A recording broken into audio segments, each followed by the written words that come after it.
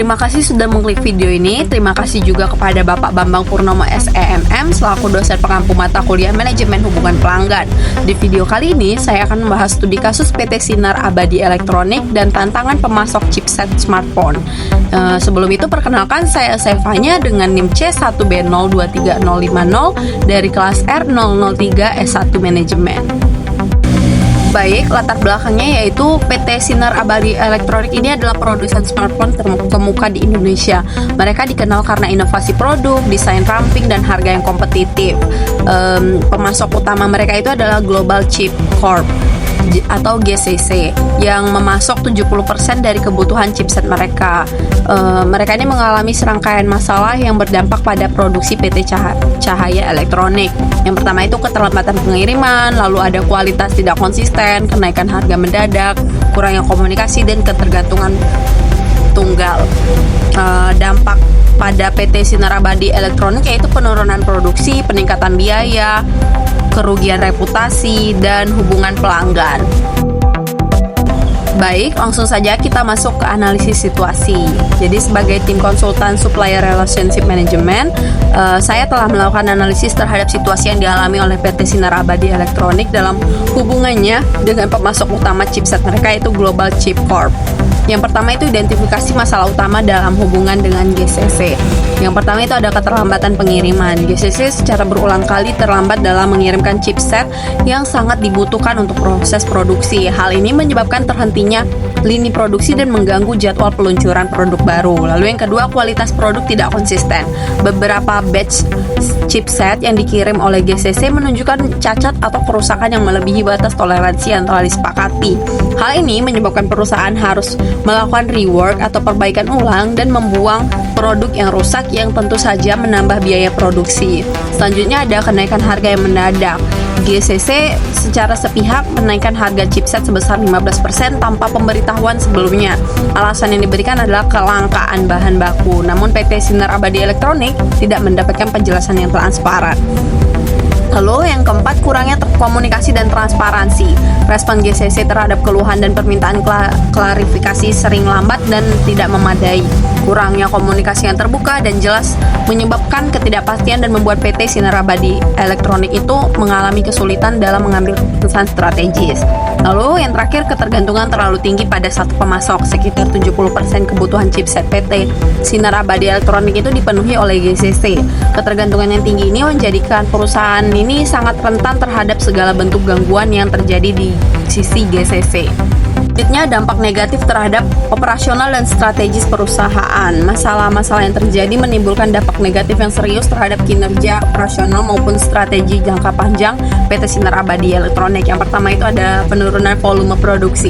Keterlambatan pengiriman dan masalah kualitas menyebabkan lini produksi tidak dapat berjalan dengan optimal. Ini mengakibatkan penurunan jumlah produk jadi yang dapat dijual ke pasar. Lalu peningkatan biaya produksi, biaya pembelian meningkat akibat kenaikan harga dari GCC. Selain itu, biaya tambahan juga muncul karena harus melakukan rework terhadap produk cacat dan menanggung kerugian dari waktu henti produksi. Lalu ada kerugian reputasi, ketidakmampuan dalam memenuhi permintaan pasar dan keterlambatan dalam peluncuran produk baru mulai merusak citra perusahaan yang sebagai produsen smartphone yang handal dan tepat waktu. Lalu ada menurunnya kepuasan pelanggan dan mitra distribusi. Keterlambatan pengiriman produk ke distributor dan konsumen akhir menyebabkan kekecewaan dan menurunkan tingkat kepercayaan terhadap merek PT Sinar Abadi Elektronik. Hal ini berpotensi mempengaruhi loyalitas pelanggan dalam jangka panjang. Selanjutnya mengenai akar permasalahan dari ketergantungan yang berlebihan pada satu pemasok di PT Sinar Abadi Elektronik. Jadi yang pertama itu ada resiko pasar. Permintaan yang tidak pasti, fluktuasi permintaan menyebabkan perusahaan tidak siap ketika pasokan terganggu. Terus ada persaingan yang ketat, menekan perusahaan untuk terus memproduksi tanpa memiliki fleksibilitas dalam pasokan. Lalu tidak adanya rencana kontingensi, tidak adanya strategi darurat ketika terjadi gangguan dari pemasok utama. Lalu bagian proses itu Yang pertama, tidak adanya rencana kontingensi, tidak disiapkan prosedur cadangan untuk mencari pemasok alternatif seperti krisis. Lalu ada kurangnya diversifikasi pemasok, mengandalkan satu pemasok tanpa mencari sumber lain. Lalu kurangnya kesadaran risiko, manajemen tidak menyadari potensi risiko dari ketergantungan tunggal. Lalu dari pihak pemasok, yang pertama itu reputasi dan keandalan yang buruk. GCC mengalami masalah internal yang mempengaruhi pasokan. Lalu kurangnya alternatif yang siap, tidak ada pemasok lain yang bisa langsung menggantikan peran GCC. Lalu ketidakmampuan memenuhi kebutuhan, GCC itu gagal memenuhi permintaan dalam jumlah dan waktu yang tepat. Lalu dari faktor lingkungan, yang pertama itu tidak ada rencana kontingensi, jadi lingkungan bisnis tidak mendukung kesiapan menghadapi krisis. Lalu kurangnya transparansi rantai pasok, informasi rantai pasok tidak terbuka dan tidak akurat, menyulitkan perencanaan. Lalu dari sisi kebijakan itu tidak ada protokol kepengelolaan pemasok, tidak ada SOP atau standar dalam memilih dan menilai pemasok. Lalu kurangnya keasparansi rantai pasokan, jadi perusahaan tidak menekan pemasok untuk memberikan informasi transparan. Lalu ketergantungan yang dianggap biasa, yaitu ketergantungan pada GCC dianggap normal karena selama ini berjalan lancar. Jadi ketergantungan berlebihan pada satu pemasok seperti GCC muncul karena kombinasi dari lemahnya perencanaan strategis, kurangnya diversifikasi, buruknya manajemen risiko, dan tidak adanya kebijakan protokol yang kuat untuk menangani pemasok PT Sinar Abadi Elektronik. Jadi perusahaan ini perlu segera melakukan evaluasi dan perbaikan menyeluruh untuk membangun sistem rantai pasok yang lebih tangguh dan fleksibel. Baik, langsung masuk yang kedua, itu strategi segmentasi pemasok. Yang pertama itu klasifikasi GCC dalam segmentasi pemasok. Kriteria klasifikasinya itu yang pertama tingkat resiko tinggi. Jadi ketergantungan yang besar terhadap GCC menyebabkan tingginya resiko operasional ketika terjadi gangguan pada pasokan. Lalu dampak finansial tinggi. Chipset adalah komponen inti dari produk smartphone dan ketidakstabilan pasokan sangat mempengaruhi kelangsungan produksi dan pendapatan. Lalu alternatif terbatas, mengingat spesifikasi teknis yang telah disesuaikan dan volume kebutuhan yang besar, penggantian GCC tidak mudah dilakukan dalam jangka pendek. Lalu perbandingan pendekatan supplier relationship management antara dua jenis pemasok strategis seperti Global Chip Corp atau GCC dan pemasok yang kurang strategis. Itu kita bandingkan dari pertama aspek peran pemasok. Jadi GCC sebagai pemasok strategis memegang peran penting karena mereka memasok komponen utama yakni chipset yang menjadi inti dari produk smartphone. Sementara itu pemasok kurang strategis hanya menyediakan barang pendukung yang tidak secara langsung mengancam kelangsungan produksi jika terjadi gangguan. Lalu dari aspek hubungan dengan pemasok strategis perlu dibangun dalam bentuk kemitraan jangka panjang. Ini artinya kerjasama tidak hanya sebatas jual beli, tetapi melibatkan komunikasi strategis dan komitmen bersama. Sebaliknya dengan pemasok kurang strategis, hubungan cukup bersifat transaksional, artinya cukup berdasarkan harga, kualitas, dan pengiriman. Lalu dari aspek fokus SRM, dengan pemasok strategis, fokus SRM itu diarahkan pada kolaborasi, perencanaan, dan jangka panjang, serta pengelolaan risiko bersama. Sementara untuk pemasok biasa, fokus lebih pada efisiensi proses pembelian seperti pengadaan cepat dan harga terjangkau. Lalu dari aspek perencanaan dan komunikasi dengan pemasok strategis itu harus intensif dan terintegrasi, melibatkan pertemuan rutin, sistem ERP dan atau SRM bersama, serta keterbukaan data pasokan. Sedangkan untuk pemasokan biasa, komunikasi cukup dilakukan secara minimal, biasanya melalui email atau platform e-procurement standar. Lalu dari aspek evaluasi kinerja, pemasok strategis itu perlu dievaluasi dengan KPI yang jelas dan audit berkala, misalnya terkait kualitas produk, ketepatan pengiriman, dan stabilitas harga. Sementara pemasok kurang strategis cukup dievaluasi dari aspek-aspek dasar seperti keterlambatan pengiriman dan jumlah cacat. Lalu selanjutnya itu aspek pendekatan risiko. Karena pemasok strategis itu membawa resiko tinggi, perlu dilakukan manajemen resiko bersama seperti pengadaan buffer stok atau diversifikasi jalur pengiriman. Sedangkan untuk pemasok lain, kita bisa menerapkan strategi multiple sourcing atau rotasi untuk menghindari ketergantungan. Selanjutnya itu aspek negosiasi dan kontrak. Dengan pemasok strategis, negosiasi kontrak itu dilakukan dengan mempertimbangkan aspek strategis jangka panjang, termasuk klausul mitigasi risiko. Sebaliknya, kontrak dengan pemasok biasa lebih pendek dan fokus pada harga serta efisiensi.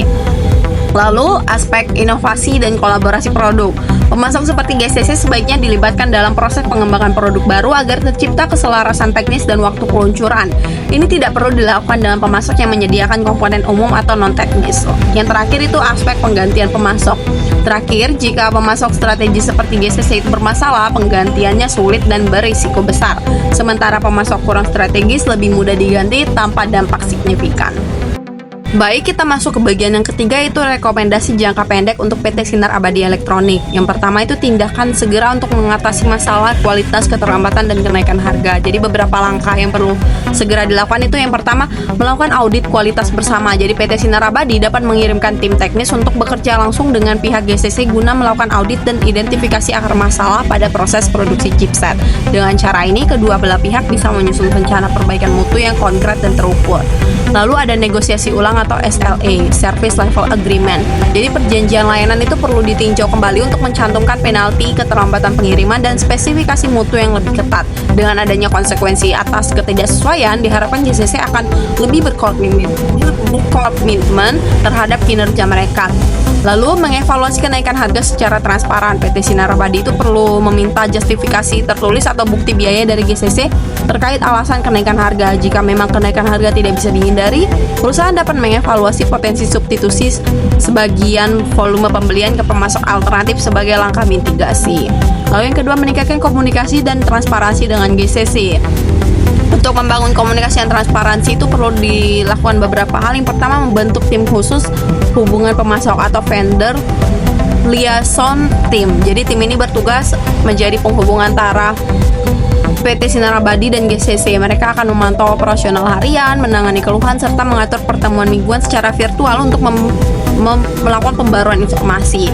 Lalu ada menggunakan sistem SRM atau Supplier Relationship Management berbasis digital. Platform digital SRM itu akan memungkinkan kedua pihak untuk berbagi data secara real time terkait status produksi, pengiriman, dan kualitas produk. Hal ini meningkatkan visibilitas dan mempercepat penyelesaian masalah. Lalu mengatur pertemuan tatap muka rutin atau quarterly meeting. Selain komunikasi online, perlu juga dilakukan pertemuan kuartalan secara langsung antara manajemen GCC dan PT Sinar Abadi untuk menjaga relasi dan menyepakati arah strategis jangka pendek. Lalu yang ketiga, metrik kinerja utama untuk memantau GCC secara lebih aktif. Jadi untuk mengevaluasi performa GCC secara objektif dan terukur perlu dilakukan metrik. Yang pertama itu on time delivery rate atau OTD. Jadi metrik ini mengukur persentase pengiriman yang tiba tepat waktu sesuai jadwal. Target minimal dapat ditetapkan misalnya 95% dan setiap deviasi harus dikaji penyebabnya. Lalu metrik yang kedua, defect rate atau product quality index. Indikator ini mengukur persentase chipset yang rusak atau tidak sesuai spesifikasi dalam setiap batch. Penurunan angka ini menunjukkan perbaikan kualitas pemasok. Lalu ada responsiveness score. Jadi skor ini menilai seberapa cepat dan akurat GCC merespon permintaan informasi, keluhan, atau kebutuhan klarifikasi dari PT Sinar Abadi. Waktu respon yang cepat mencerminkan komitmen mereka dalam menjalin kerjasama yang sehat. Selanjutnya, yang bagian keempat, rekomendasi jangka panjang dan strategi mitigasi resiko. Yang pertama, strategi jangka panjang untuk mengurangi ketergantungan pada GCC. Yang harus dilakukan yang pertama itu mencari pemasok alternatif. Jadi PT Sinar Abadi harus mulai menjalin kerjasama dengan 2-3 pemasok chipset lain dari negara yang berbeda, sehingga jika terjadi gangguan dari satu pemasok, perusahaan tetap dapat melanjutkan produksi. Yang lalu, mengembangkan pemasok lokal atau regional. Bila memungkinkan, perusahaan dapat memulai mengembangkan kerjasama jangka panjang dengan pemasok lokal di Indonesia atau Asia Tenggara yang dapat memenuhi standar mutu dan volume. Lalu membangun stok pengaman atau safety stock. Penyediaan cadangan chipset untuk periode tertentu akan mengurangi dampak dan keterlambatan pengiriman yang tidak terduga. Diversifikasi ini bukan hanya soal kuantitas, tetapi juga meningkatkan daya tawar PT Sinar Abadi terhadap pemasok dan menciptakan sistem yang lebih tahan terhadap krisis. Lalu membangun hubungan kolaboratif dan saling menguntungkan dengan pemasok strategis. Yang perlu dilakukan itu dengan mengadopsi pendekatan kemitraan strategis. Hubungan dengan pemasok kunci harus dibangun atas dasar saling percaya, komunikasi terbuka, dan kepentingan jangka panjang bersama. Ini bisa diwujudkan dengan pertemuan rutin, program evaluasi bersama, dan transparansi dalam data produksi maupun permintaan pasar. Lalu yang kedua, menyusun kontrak berbasis kinerja atau performance based contract. Jadi kontrak dengan pemasok strategis sebaiknya mencantumkan insentif untuk kinerja seperti pengiriman tepat waktu dan mutu tinggi, serta penalti untuk ketidaksesuaian. Yang ketiga, melibatkan pemasok dalam perencanaan produk. Dengan melibatkan pemasok sejak tahap awal pengembangan produk baru, kedua pihak akan merasa lebih terlibat dan komitmennya lebih kuat. Pendekatan kolaboratif ini akan mengurangi potensi konflik dan menciptakan kerjasama yang lebih stabil dan saling menguntungkan di masa depan. Lalu yang ketiga itu dua strategi mitigasi risiko rantai pasokan. Menurut saya yang pertama itu yang dapat dilakukan itu dual sourcing atau sumber ganda. Jadi PT Sinar Abadi harus menghindari bergantung pada satu pemasok untuk komponen penting seperti chipset dengan memiliki setidaknya dua pemasok aktif untuk setiap komponen kritis. Perusahaan itu memiliki cadangan jika salah satu pemasok gagal memenuhi komitmennya. Lalu strategi yang kedua itu supplier risk assessment and monitoring. Jadi perusahaan itu perlu membuat sistem pemantauan dan penilaian risiko untuk setiap pemasok, baik dari aspek keuangan, operasional maupun geopolitik. Hal ini bisa dilakukan dengan menggunakan supplier scorecard yang diperbarui secara berkala untuk menilai kinerja, keandalan, dan risiko yang mungkin timbul dari setiap pemasok. Kesimpulan yang bisa diambil dari studi kasus PT Sinar Abadi ini, PT Sinar Abadi Elektronik ini menyoroti pentingnya manajemen hubungan tidak hanya pada pelanggan tetapi juga dengan pemasok sebagai bagian dari ekosistem bisnis. Ketergantungan berlebih terhadap satu pemasok atau GCC menyebabkan berbagai gangguan serius dalam operasional perusahaan, mulai dari keterlambatan produksi, peningkatan biaya, hingga penurunan kepuasan pelanggan. Hal ini pada akhirnya berdampak langsung terhadap reputasi dan loyalitas pelanggan, dua hal yang menjadi inti dalam manajemen hubungan pelanggan. Dari kasus ini dapat diambil beberapa pelajaran penting yang relevan dengan manajemen hubungan pelanggan. Yang pertama, kepuasan pelanggan sangat dipengaruhi oleh keandalan rantai pasok. Gangguan dari sisi pemasok seperti keterlambatan dan penurunan kualitas dapat berdampak langsung pada persepsi pelanggan terhadap merek dan layanan perusahaan. Yang kedua, CRM tidak hanya berbicara tentang hubungan dengan pelanggan, tetapi juga mencakup hubungan antara bisnis ke bisnis atau B2B. Dalam hal ini, membangun hubungan yang kuat dan dengan mitra strategis seperti pemasok, distributor, dan mitra logistik adalah bagian penting dari strategi CRM yang komprehensif. Lalu yang ketiga, pengelolaan ekspektasi pelanggan membutuhkan komunikasi yang transparan dan proaktif.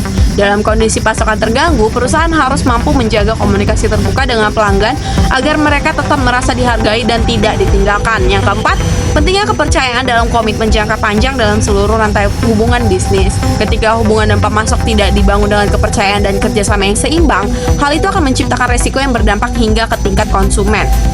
Dengan demikian, studi kasus ini memperkuat pemahaman bahwa manajemen hubungan pelanggan bukan hanya soal pemasaran dan pelayanan pelanggan, tetapi juga sangat berkaitan dengan kinerja internal perusahaan dan kemitraan eksternal. CRM yang efektif harus mencerminkan kemampuan perusahaan dalam mengelola rantai nilai secara holistik, mulai dari pemasok, produksi, hingga ke tangan pelanggan, untuk menciptakan kepuasan, loyalitas, dan keunggulan kompetitif yang berkelanjutan. Sekian yang dapat saya sampaikan. Mohon maaf jika ada kesalahan. Semoga yang saya sampaikan dapat bermanfaat untuk kita semua. Terima kasih.